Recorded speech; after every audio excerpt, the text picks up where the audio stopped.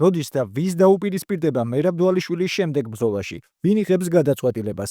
რას გეკმავს ქართველი ჩემპიონი საქართველოში? რატომ ვერ შეძლებს ის სამშობლოში ბრძოლის ჩატარებას და რა შემთხვევაში დათმობს ქამარს? ამ და სხვა საინტერესო ინფორმაციის მოსმენამდე დალაიქე ვიდეო და გამოიწერე აქ. ახლა კი გეტყვით, რომ სუპერ მსუბუქი წონის ქართველი ჩემპიონი ბევრისთვის მოულოდნელად სამშობლოში ჩამოვიდა და ოფიციალური პრესკონფერენცია გამართა, სადაც ბევრ საინტერესო თემაზე ისაუბრა. ზედმეტი შესავლის გარეშე გთავაზობთ ყველაზე საინტერესო კითხვებს და პასუხებს ამ შეხვედრიდან. უმართან მოგების შემდეგო რაღაცა მომეშვაო და ომალისთან მოგების შემდეგო ვერ ვიგრძენიო ისევ ჩემპიონობა, მაგრამ აი უმართან მოგების შემდეგ რაღაცა დავარდა. როგორი გრძნობაა ეს ჩემპიონობა და აი ეს რა შეიცვალა უმართან მოგების შემდეგ შემდგომში რა იგრძენი და რა იყო ამ მოშვების ესე ვთქვათ მიზეზი. მადლობა კითხვისთვის. ხო.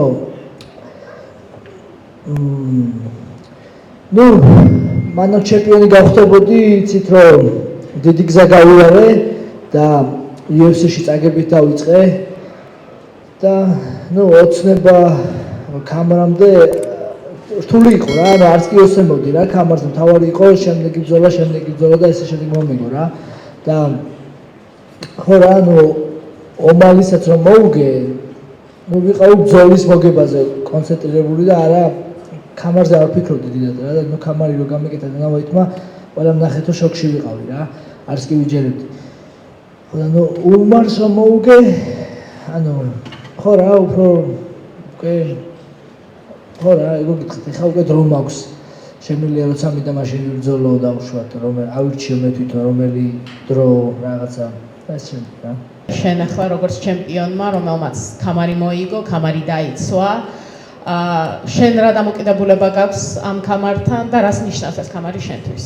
ჩემთვის თავარი იყო რომ ერთხელ მომეგო კამარი და ვიცით, ბევრი კარგი მებრძოლი, რომელმაც ვერ შეძლო თუნდაც ერთხელ მოგება, როგორიც არის იოელ რომერო, თუნდაც ტონი ფერგუსონი და ესე შემდეგ რა, შეგვიძლია ჩამოვთვალოთ, ბევრი კარგი მებრძოლი ვერ გახდა ჩემპიონი სხვადასხვა მიზეზების გამო და ხო მოკლედ თავარი იყო ერთხელ მომეგო რა კამარი და ნამდვილად არ არის ჩემთვის კამარი ყველაფერი, რა თქმა უნდა, ამას არ ვაპირებ რომ იმას დაუთმო, მაგრამ სპორტია, ცხოვრებაა და რა თქმა უნდა, მე ბრძოლა მიყვარს და ჩემს მაქსიმუმის გასაკეთებლად ვარ აქ და MMA-ში და რა თქმა უნდა, ხო კიდევ ვიძახი რა, კამარი არა ჩემთვის ყველაფერი, მთავარია ბრძოლები და ჩემი მაქსიმუმის გაკეთება ამ სპორტში.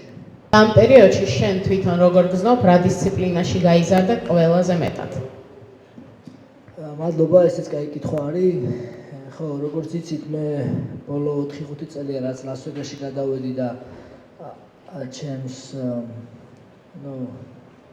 მეორე გუნდთან ვარჯიშობ, რადგან ჩემს ნიუ-იორკის გუნდს ისევ მათი სახელით გამოდივარ.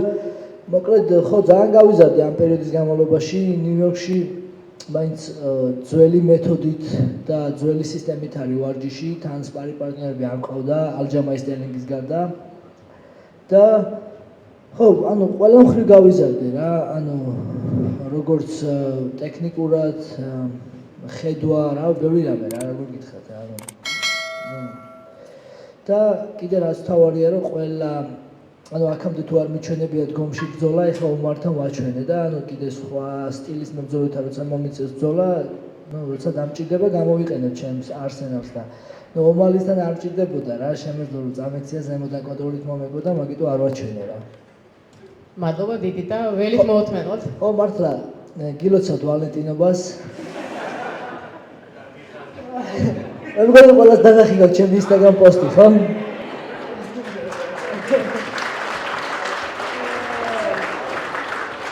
ეს მხოლოდ ხუმრობა იყო მეგობრებო.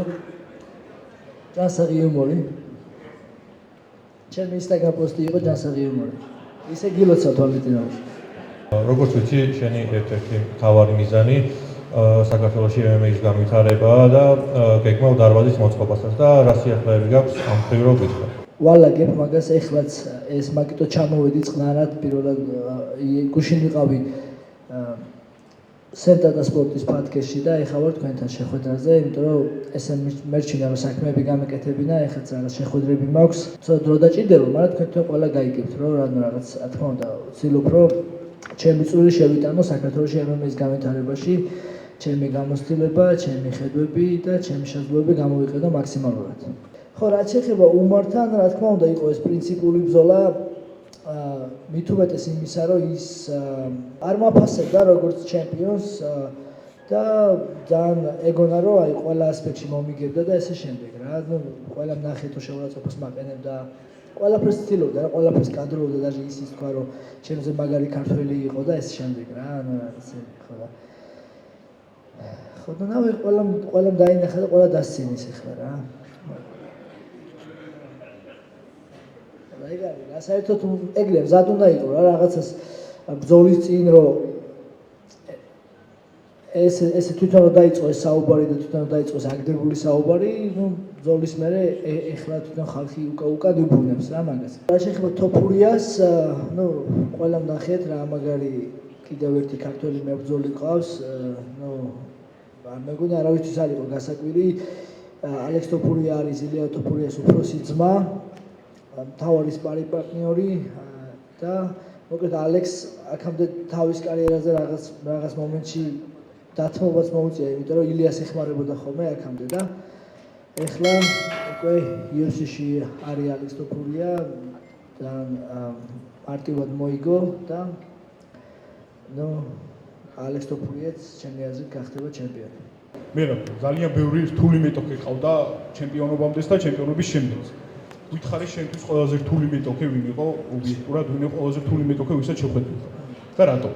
ალბათ ჯოსე ალდო, რადგან ანუ ძალიან კარგია დგომში და მაგ პერიოდში მე ისეთი თვითდაჯერება, ისეთი კარგი ვარიშები არ მქონდა რა და ისაც გამიჭირდა, გადაყვანით ვერ გადავიყვანე და დგომში ხო რა, მაგრამ ძალიან ახლო რა, ნუ დაძაბული ბრძოლა იყო და გამიჭირდა რა, დომინაცია გამიჭირდა მაგ ბრძოლაში რა. და ჩემი აზრით ხო ჯოსე ალდო იყო ერთ-ერთი რთული მეტოქე.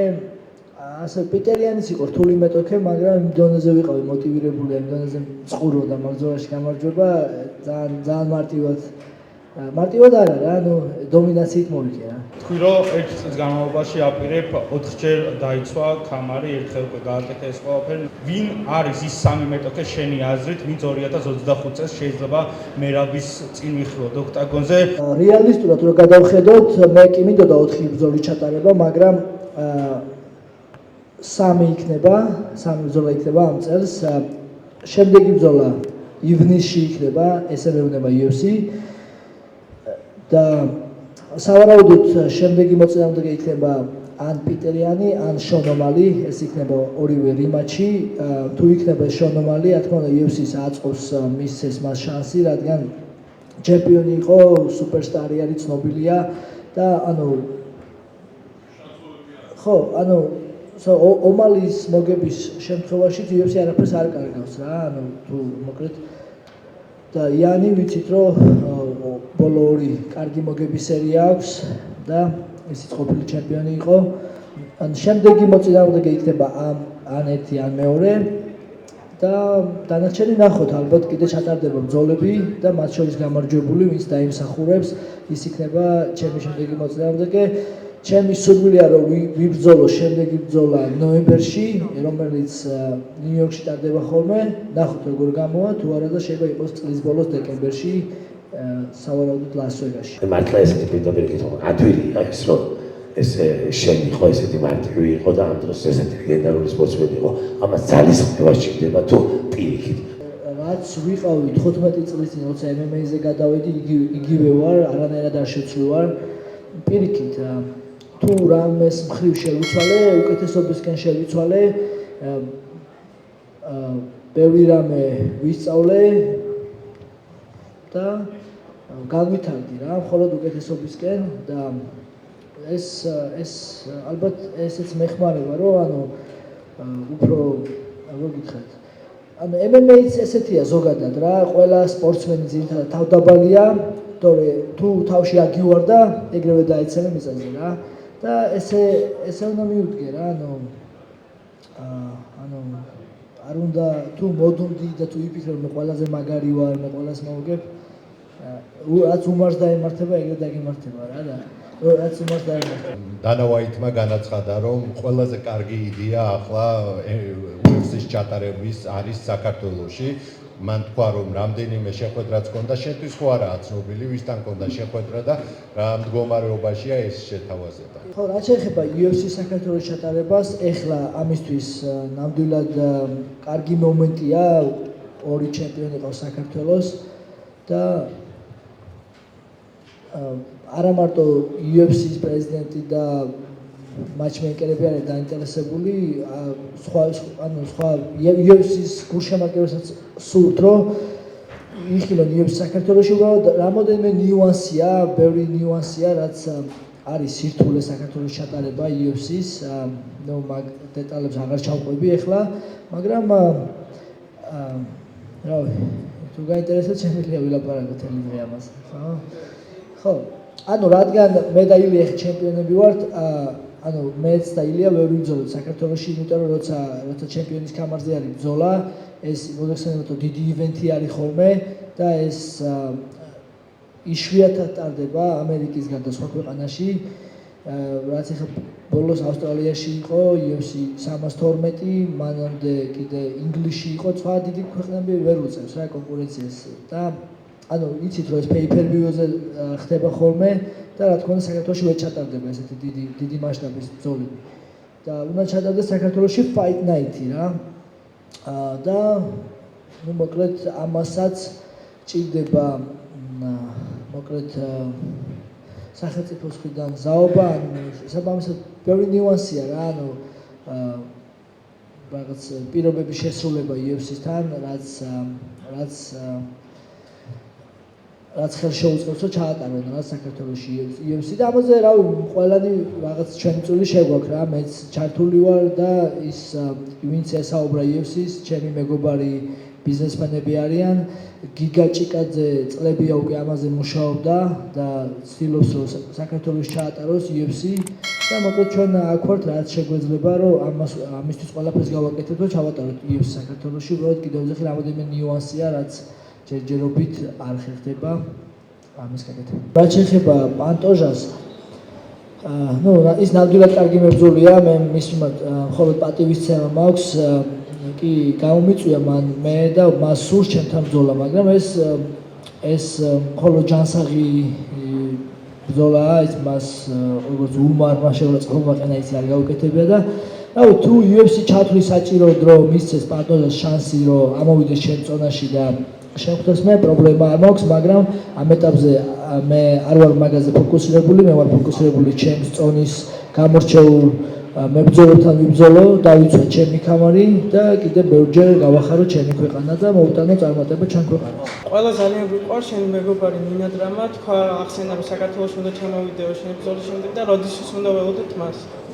მადლობა კითხვისთვის, ეს კარგი კითხვა, როგორც გითხარით, მე ივნისში ვაპირებ ბრძოლას და მივცემ ჩემ თავს უფლებას, შემდეგი 2-3 კვირა აქტიურად დავისვენო საქართველოში და კი აი მაშინ ვაპირებ ნინა დრამასთან ერთად ჩამოსვლა საქართველოში და შემდეგ უკვე ვაპირებ რამოდენიმე ჩემი კარგი მეგობარი მოვიწვიო, ჩამოვიყვანო და დავათვალიეროთ რავი ჩვენი მაგარი მხარეები, ჩვენი ღირსშესანიშნაობები, კარგი დრო გავატაროთ და ივნისის მეორე ნახევარში იქნება ეს ყველაფერი და რავი დანარჩენი აბა ჩვენ არ გვეშლება სტუმარ მასმეძლობა დანარჩენს ვაჩვენებ ჩვენს ხასიათს, ჩვენს გულს და ჩემი ეს კარგი იქნება ჩვენთვისაც და რავი ზოგადად ყველა ანუ ხო ჩვენი ქვეყნის პოპულარიზაციისთვის კარგი იქნება. შენი აზრით რა არის საჭირო იმისთვის რომ აი ეს ქართული სულა ასე ვთქვათ ეს ტენდენცია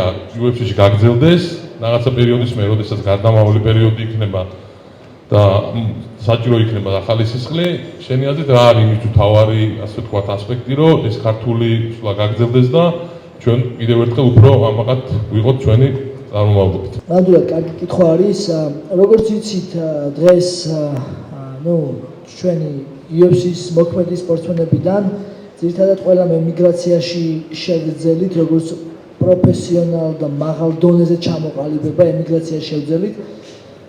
საქართველოში რა თქმა უნდა ვარჯიშობს ბიჭები და ყავს კარგი მებრძოლები და სრულად შესაძლებელია საქართველოში ივარჯიშო და იცხოვრო და არ არის საჭირო წახვიდე უცხო ქვეყანაში და ამისთვის რა არის საჭირო ჩემი აზრით ხო უფრო კარგი პირობები არის დარბაზში ელემენტარული უსაფრთხოება რა ანუ ეხა არის ბევრი MMA დარბაზი მეგობარმა ჩამიგდო გუშინ ეს იმაში სურათი WhatsApp-ზე რომ ანუ კიდევ ერთი MMA დარბაზი გახსნეს მაგრამ ანუ კედლებზე უნდა იყოს ტატამი გაკრული რომ კედლებზე მოხდეს მუშაობა უსაფრთხოდ რომ ჩაყვანა ესე შემდეგ და ანუ არ უნდა იყოს გამოწეული კუთხე რომ იმ თავი არ ჩამოვარტყას ან ესე შემდეგ რა ესეთი რაღაცები გვაკრედა კიდე რაც თავარია ჯიუ-ჯიტსუ არის გასავითარებელი საქართველოში და ანუ ეხანაც ვახსენე მაგისტრის რომ ჩამოსული რომ ანუ რაღაც შეხვედრები მაქვს რაღაც ჩემი გეგმები მაქვს რომ ზუსტად ჩვენი შემცველი თაობა რომ წამოვიდეს საქართველოდან და ანუ ძალიან ბევრი ტალანტი ახალგაზრდა სპორტსმენი ყავს და ძალიან დიდი პოტენციალი გვაქვს რა საქართველოში. ნუ ეხა არ დავიწყებ იმაზე ჩვენ გენეტიკაზე რომ ძალა, შემართება, ხასიათი ეს ყველაფერი გვაქვს. უბრალოდ MMA არის ცოტა სხვანაირი სპორტი, ინდივიდუალური სპორტია და შორს უნდა გათვალო რა, ანუ ესე დაუშვათ შავდათუაშვილი 19 წლის იყო რომ გახდა როგორც მახსოვს ოლიმპიური ჩემპიონი და ხტები ან მაშინაც რომ დაენერგია მას თავი, ის თელი ცხოვრება ოლიმპიური ჩემპიონი არის და იქნება, ხო? მაგრამ MMA-ში ეგრე არ არის რა, MMA-ში წლები ჭირდება და უნდა ინვესტიცია ჩადო შენ თავში რომ ანუ 5 წლის მერე რა იქნება, 10 წლის მერე რა იქნება და ამიტომ ეხლა ჩვენ ამ ახალგაზრდა თაობაში უნდა პირველ რიგში უნდა ჩავდოთ ეგ ინვესტიცია და უნდა ჩემი გამოცდილები თუნდაც რაღაცა რომ ანუ არ უნდა იჩქარო თავარია და ხვალ არ იქნება ყველაფერი ერთად რა ანუ უნდა დავუშვათ 10 წლის მერე არაა პრობლემა იყო თავარია იყოს ეს შედეგი რა და ეგრე როგორც ჩემს შემთხვევაში რა 33 წლის ასაკში გავხდი UFC ჩემპიონი და იმ განწყობითო რომ ეხლა იწყება ჩემთვის ყველაფერი და ხო რა ვიცი ხო ეხლა უფრო ვითარდება რა აბა ალექსანდრე თოფურია შენ წონაშია რას ფიქრობ აი უახლოეს წლებში რა ხდება UFC-ს bantamweight წონაში სადაც ორი მე ვხედავ უდიდეს სპორტსმენს ქართველებს ეგ არის კარგი პრობლემა რომ ორი კარგი მებრძოლი ყავს ამ წონაში რა ოღონდ ეს ალექსანდრე თოფურიას თავის გზა აქვს და ამას მინიმუმ 2 წელი დაჭირდება რომ ანუ ჩემპიონობა დაიმსახურებს და დარწმუნებულად დაიმსახურებს რა თქმა უნდა რამოდენიმე მოგებას ჩაატარებს და გაარგოს ტოპ 5-ს და მე გახდება ქამრის პრეტენდენტი მე ეს ადრეც მითქვია რომ როცა ალექსანდრე თოფურია გახდება ქამრის პრეტენდენტი ჩვენ ქართულად მეგობრულად პრობლემა მე დავთმობ და ან დაბალ წონაში ჩავალ ან მაღალ წონაში ავალ ან სუპერ ბრძოლებს ვიბრძოლებ და ალექსანდრე თოფურიას თავისუფლად შეიძლება ქამარზე ბრძოლა ეს ხო რა მერტმაკნას რომ მაგ პერიოდში როცა ალექსანდრე თოფურია ტოპ 5-ში შევა მე კიდევ ჩემპიონი ვიყო და მერტმაკნას რომ ალექსანდრე თოფურიას დროზე ადრე შევიდეს ტოპ 5-ში რა და ეგ კარგი პრობლემაა რა რომ ესეთი ნეტა ხოხტები რა შენი და დანა უაიტის ერთობაზე მინდა გითხო უმართან ბრძოლის წინ თითქოს იყო ისეთი შთაბეჭდილება იქნებოდა რომ უმარის მიმართ უფრო კეთილგანწყობილი იყო და შენს მიმართ როგორც UFC-ის ჩემპიონის მიმართ სათანადო პატივისცემას არ იჩენდა. შენ დიდი ხანია უკვე ყველას ღირსეული პასუხი გაეცი ოქტაგონზე და ბრძოლის შემდეგ თუ გქონდა საუბარი დანა უაიტთან და როგორია ახლა თქვენი ურთიერთობა? დანა უაიტთან ცუდი ურთიერთობა არასდროს არ მქონია. ის ნუ UFC-ის პრეზიდენტია შესაბამისად მეგობრული ურთიერთობა მაქვს, მაგრამ უფროსია რა. და ნუ ესე როცა პრესკონფერენციაზე იყო რამოდენიმეჯერ, რა თქმა უნდა ჟურნალისტებმა კითხეს ესეთი კითხვა, რომ რა თქმა უნდა გამაკრიტიკა რა. ეს ჩვეულებრივი საქმეა, ჩვენ პიროვნულად არასდროს ესეთი ის არ ქონია, რა თქმა უნდა მეც ჩემი განცხადება მათ გააღიზიანა რამოდენიმეჯერ, რომ ვთქვი, რომ მე არჯამაისტერთან ბრძოლა არ მსურდა, რა თქმა უნდა, ეგ UFC-ის ინტერესებში არ შედიოდა და პირიქით რა, UFC-ის უნდა ჩვენ ერთმანეთში გვებრძოლა. მოკლედ ხო და ნუ კიდე ეგონები ცუდი ურთიერთობა არადოს არ მქონია, რა თქმა უნდა მით უმეტეს ეხლა არ მაქვს, რა თქმა უნდა კარგი ურთიერთობა მაქვს და რა შეიძლება უმარმა უმარი და დარწმუნებული იყო თავის თავში, გამარჯვებაში, ყველა დააჯერა რა, მათ შორის Dana White, UFC, ხალხი და ყველას ეგონა თქვენ ხედავდით რომ ყველას ეგონა რომ მომიგებდა უმარ მაგამედოვი. ხო, ადობა. ხო. ძიგრები. ხო, კარგი ურთიერთობა მაქვს და ხო, მხოლოდ დადებითი რა და კიდე ხო რა. ერთი კითხვა მინდა დაგისვა კიდე იმ წარმოუდგენელ კარდიოზე, როდესაც გალიაში შენი მეტოქეები ხრებიან, მაშინ გამოდის ასპარეზზე მანქანა. რა არის საიდუმლო ამის და რას გვეტყვი? რა ყველაფერს ვერ ვიტყვი, მაგრამ ხო, ვარჯიში რა, ვარჯიში, ანუ ხო, ვარჯიში გამოცდილება და შრომა რა, ანუ თუნდაც ახლა აქ ვარ ბრძოლის შემდეგ მაინც ვარჯიშობ, ავსტრალიაში ვიყავი ალექსანდრე თოფურიასთან ერთად საგულშემატკივროდ და მხარდასაჭერად ჩასული, იქაც ვარჯიშობდი და არ ვწყვეტ არასდროს ვარჯიშს, მე ჩემს მაქსიმუმს ვაკეთებ, ვითარდები და მხოლოდ უმატებ რა და ვფიქრობ კიდე უფრო დიდი პოტენციალი მაქვს და კიდე უფრო უკეთეს მერაბდვალიშვილს ნახავთ შემდეგ ბრძოლაში. შენ ბოლო ბრძოლებში ძალიან შეგვაჩვიე ბრძოლის გარდა შენს ცებს ბრძოლის დროს თითქმის ყველა ბრძოლაში სეხუდოდან მოყოლებული რაღაც იანი მოცხენე ასე ვთქვათ ეხადავები ასე მებრძოლებ წინასწარ გაქვს დაგეგმილი და გათვლილი თუ იმპროვიზაციულად ბრძოლის რა როგორ უნდა ქნა? ანუ ბოლო სამ ბრძოლაში ეს იმპროვიზაცია იყო უმართან, შონომალისთან და ჰენისეუდოსთანაც, რა თქმა უნდა, წინაც არაფერი არ მქონდა გეგმილი, აი იანთან მქონდა რა, რომ უფრო ცუდი რაღაც გაკეთება მინდოდა, უბრალოდ არ გავიმეტე რა. როცა ზურგი მქონდა აღებული, მინდოდა დაინცირებინა, მაგრამ არ გავიმეტე რა, მაგრამ ნუ ხო, ეგრე შემოწე. არა, ხო, კარგი მასე არ ვაპირებ. ხო, ცოტა ხანია ზოგადად, მე გაჩვენე. მე რა გილოცავთ, მეც უერთდები მეგობრებს და მადლობა პირველ რიგში ამ შესაძლებლობისთვის, იმიტომ რომ მიუხედავად იმისა, ბევრი ჩემპიონი ყავს, შეიძლება არ გვეძლება ხოლმე ესე ჩემპიონებთან, ყველამ ჩვენი რაღაცა აზრიან კითხვა გამოხატოთ.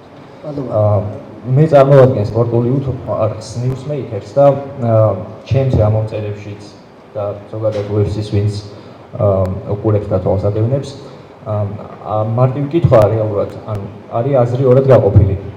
ვინ იღებს გადაწყვეტილებას შემდეგ ბრძოლასთან დაკავშირებით? ჩემპიონი იღებს გადაწყვეტილებას, ორგანიზაცია იღებს გადაწყვეტილებას, ეს ხდება რაღაცა ურთიერთშეთანხმების საფუძველზე, იმიტომ რომ აი მაგალითად უმარის შემთხვევაში ყოველთვის ამხდებოდით, რომ ნუ არ ეკუთვნოდა არანაირად, მაგრამ რაღაცა მაინც მოხდა. ისიც ვიცით, რომ ვინც არ უნდა იყოს, ყველასთან თავისუფლად გახვალ და აჩვენებ იმას, რაც შეგიძლია. რომ გამომარტოთ, თუ შეგიძლია, როგორ ხდება ბრძოლის დაგეგმა. კი. ანუ მე აქამდე არც ერთი ბრძოლა არ ამირჩევია, ანუ ყოველთვის მსურდა შონომალისთან ბრძოლა, როგორც კი პირველი ბრძოლა მოვიგე, მის შემდეგ ომალის სახეს ვახსენებდი და მას ვიწევდი, მაგრამ რა თქმა უნდა ეს არ მოხდა მანამ სანამ უკვე UFC-ის სხვა გზა არ ქონდა რა. და აქამდეც მე არც ერთი ბრძოლა არ ამირჩევია, მიუხედავად იმისა, რომ რაღაცა თუნდაც ომალისთან ბრძოლა მსურდა, თუნდაც ეხაც პიტერიამ დაიმსახურა ჩემი აზრით უფრო მეტად ვიდრე უმარმა, მაგრამ UFC იღებს გადაწყვეტილებას და რა თქმა უნდა ეს საუბარი, ეს გამოწვევები, ეს რა თქმა უნდა ეხმარება თუ აზრი აქვს ამ ბრძოლებს, რა თქმა უნდა ეხმარება თუ ხალხმა ეს ბრძოლა აიტაცა, თუ UFC-თვის ბიზნესურად მომგებიანია, მაშინ ეს რა თქმა უნდა ყველაფერს მნიშვნელობა აქვს ამას, მაგრამ დღის ბოლოს მაინც UFC იღებს გადაწყვეტილებას, როგორც UFC-ს აწყობს და შესაბამისად ვინც მზად არის, ვისაც ტრამვა არ აქვს, ვინც უფრო მეტად იმსახურებს ან ბიზნესურად მომგებიანია, ესეა რა. ხო და ეხლა ამ შემთხვევაშიც მე ვერ ვირჩევ, ანუ კიდევ ვიძახი, როგორც UFC გადაწყვეტს, გააკეთოს არჩევანი ამ ორ შორის, ვინც მე ყველაზე მეტად იმსახურებს, ეს არის პიტერ იანი და შონ ომალი და UFC მიიღებს გადაწყვეტილებას და მე გავალ და ვიბრძოლებ, ვინც არ უნდა იყოს რა. ხო, ეგრე. რა თქმა უნდა, შეიძლება ვაჭრობა, საუბარი, დიალოგი UFC-თან წავიდეს, მაგრამ მაინც როგორც UFC-ს აწყობს, ის იაკეთებს რა, იმიტომ რომ UFC არის დიდი მანქანა, ესე რომ ვთქვა, დიდი ბიზნესი და მათ როგორც თავის ბიზნესისთვის აწყობს ზოგ სპორტსმენს დაუშვათ, როგორც ალექს პერეირა 3 თუ 4 ბრძოლაში მისცეს ქამარზე ბრძოლა და ზოგ სპორტსმენს როგორც მე ვარ 10 ბრძოლა დამჭირდა, რომ ქამარი დამესახურებია, ხო, ანუ ის ეგრეა რა. ხო, ანუ კაცი წარმოიდგინე რომ ხარ 21 წლის მერაბ დვალიშვილი, რომელიც ეხლა მიდის ამერიკაში კარიერის გასაკეთებლად და ყავს ესეთი მაგალითები, როგორიც უკვე გაზრდილი მერაბ დვალიშვილი და ილია თოფურია. რა იქნებოდა შენი ინტერესის სფერო, აი სად ჩაიხედავდი რა დაგაინტერესებდა უფრო სიღრმისეულად მათგან, რომ ცოდნოდა და ჩვენ თვითონმა გაექცა ამას პასუხი, ჩვენ ვატო ვინჯილიას დავსახურებით, ხედავ ჩვენ მომზადებას, მადლობა მას ამ ყველაფრისთვის, მაგრამ აი კიდევ უფრო მეტ დეტალში რომ შევიდეთ, რა იქნებოდა ახალგაზრდა სპორტსმენისთვის თავარი საინტერესო მერაბი, რას დააკვირდებოდა უფრო მეტად და რას აიღებდა, რა მაგალითებს აიღებდა ორი ჩემპიონის. მე როცა დავიწყე MMA და როცა წავედი, წარმოდგენაც არ მქონდა, სად უნდა მოვარჯიშა და UFC-ში გადასვლა საიდან როგორ შეიძლებოდა რა. და ნუ დღეს მყავს ცოცხალი მაგალითები, ვინ სად ვარჯიშობს, როგორ ვარჯიშობს, რა რეკორდი უნდა დააგრო, რა ჭირდება, რა გზა უნდა გაიარო იმისთვის, რომ UFC-ში გადახვიდე და ეს რასთავარია შესაძლებელია და უკვე ქართველს ვამბობ, უკვე შენგან უკვე ის გაქვს რა, რეკომენდაცია გაწეული გაქვს და ქართველი ხარ, ესე იგი ამხობები შესაბამისად და რაღაც ჩვენ გზა გავყვალეთ რა რაღაც მხრივ რა და რაც შეიძლება ჩემს რჩევას ახალგაზრდებზე ვიტყოდი, რომ არ უნდა იჩქაროთ რა, მთავარია ანუ MMA-ის სიჩქარე არ უყვარს რა, კიდევ ვიძახი, მთავარია შემდეგში რა იქნება რა, არ არის საჩქარო რა, ანუ რაც არ უნდა იყოს ვერ იჩქარებ რა MMA-ში და კიდევ ერთ ვიტყოდი, რომ არ არის აუცილებელი ყველა ამერიკაში წავიდეს ან ემიგრაციაში წავიდეს, საქართველოში თავისუფლად შეიძლება ვარჯიში და კიდევ უფრო კარგ პირობებში, მთავარია მონდომება, მთავარია ჭკვიანურად ვარჯიში და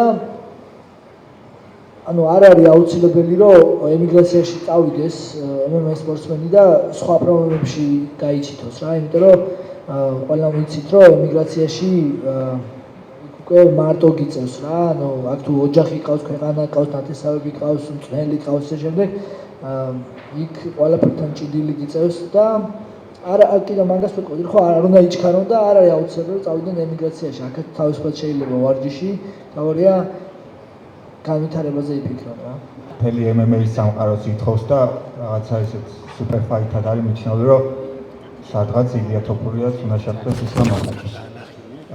მე მაინტერესებს რამდენად რეალურად მიგაჩნია რომ UFC ამ ბრძოლას გააკეთებს და ნუ თუ შეხვდნენ მე როგორ ფიქრობ აი მაგაჩეს არ შანსი აქვს მთელი მარტო შენ არა მთელი მეც მათ შორის და მთელი MMA სამყაროც ალბათ ამ ბრძოლაზე ფიქრობს და ოცნებობს და ილიას შეუძლია ისლამ ახაშევის დაფინიშება ისლამ ახაშევი კარგად ჭიდაობს, კარგი მებრძოლია, მაგრამ ჭიდაობაში ვერაფერს ვერ დააკლებს ილიას და ილიას კიდე შეუძლია რაც ვოკანოვსკის გაუკეთა და მაქსალოვის იგივე გაუკეთოს და ეს იქნება ძალიან მაგარი ბრძოლა, არ ვიცი უბრალოდ UFC-ს რამდენად დააწყობს ესეთი რამე, რადგან ისლამ ახაშევი გრძელი მოგების სერია აქვს, ესეთი დომინაციური ჩემპიონია, UFC-ს სტარია ფაქტიურად და ნუ საერთოდ როცა ესეთი ორ ჩემპიონს აჩხუბებენ ერთმანეთში UFC-ს ყოველთვის არ აწყობს ეს, იმიტომ რომ ერთ-ერთმა მებრძოლმა უნდა წააგოს და ანუ ერთ-ერთ სტარს კარგავს რა. ანუ წარმოიდგინეთ ხა ილია თოფურია რომ მაღალ წონაშიავა, იმას მოუგებს, მე ისევ დაბალ წონაში უნდა დაბრუნდეს და ანუ ხვდები, ანუ ამაში ერთი წელი იკარგება რა, ანუ ამ წონების ცვლილების დროს და ფაქტობრივად UFC ერთ ჩემპიონს კარგავს რა, ანუ მოგების სერია უფუჭდება და არ ვიცი ამდენად UFC-ს აწყოს მაგის ეტარება, მაგრამ ჩვენ ქართველებს UFC-ს გულშემატკივრებს და ვინც ვიცით, რა თქმა უნდა, ერთი სული გვაქვს და ეს იქნება ძალიან მაგარი ბრძოლა და დაწინაურება რომ ილია მოიგებს ამ ბრძოლაში. მადლობა სუხდი სურიეთ საქართველოს მხარდაჭერისთვის, ნამდვილად ჩემი ძალიან დიდი мотиваცია ჩემი ქვეყნის გვერდით დგომა და მოკლედ ეს არის ჩემი თავარი მამოძრავებელი, ჩემი თავარი мотиваცია, რომ ჩემი ხალხის გვერდში დგომა, ჩემი ხალხის გახარება და მოკლედ ეს мотиваცია სასწაულ ენერგიას მაძლევს და ანუ კიდე ამის წინ მკითხეს რა ეხლა მე ალბათ რამოდენიმე ჯერ დაიცავ კიდე კამარსო და ალბათ უკვე თავს დაანებებ, იმიტომ რომ მოსაგები არაფერი არ დაგჭირება. არა, იმ მეგობრებო, აი მე მინდა რომ აი ჩემი ქართული ხალხისთვის თქვენთვის ვიბრძოლო ბოლომდე. აი ნუ სანამ ჯანმრთელობა მიწყობს ხელს, სანამ რამე სერიოზული პრობლემები არ მექნება, ვიბრძოლებ და გავაკეთებ ყველაფერს რომ ბორჯე გაგახაროთ რა. მადლობა ყველას. კიდევ ერთხელ მადლობა მერაბს ამ შესაძლებლობისთვის და იმედია რომ მსგავს პრესკონფერენციებს მომავალშიც ვეხილავთ. ბოლოს კი თუ დაგავიწყდა, დალაიქე ვიდეო, გამოიწერე ართი და ჩართე ზარის ხილაკი, რომ არ გამოგჩეს შემდგომი სიახლეები. და ეს არის კრისტალბეთ ეროვნული ლიგის თამაშებს და უგულშემატკივრე ქართულ ფეხბურთს.